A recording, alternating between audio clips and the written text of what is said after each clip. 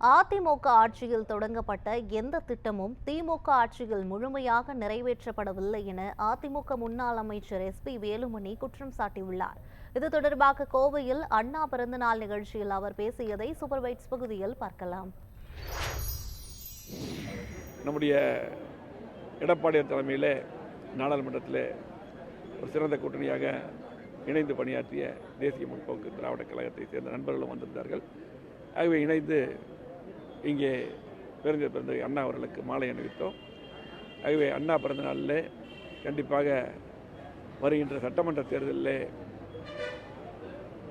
அதிகமான தொகுதிகளை கிட்டத்தட்ட 200 தொகுதிக்கு வெற்றி பெற்று இன்றைக்கு திராவிட முன்னேற்ற கழக ஆட்சியிலே கோவை மாவட்டத்தில் எந்த திட்டமும் வரவில்லை.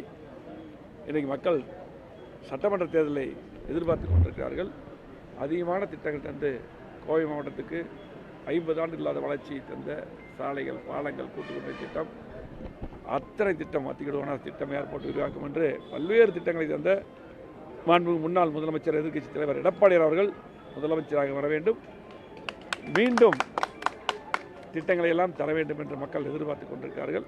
இந்த பிறந்த நாளிலே சபதமேற்று எடப்பாடியார் அவர்களை முதலமைச்சராக ஆக்குவோம் என்பதை தெரிவித்து இன்றைக்கு ஓணம் பண்டிகை சிறப்பான முறையில் கொண்டாடப்படுகிறது. ஆகவே இங்கே இருக்கக்கூடிய அத்தனை மக்களுக்கும் ஓணம் வாழ்த்துக்களை அதிமுக சார்பாக, எடப்பாடியார் சார்பாக, எங்களின் சார்பாக தெரிவித்துக் கொள்கிறோம்.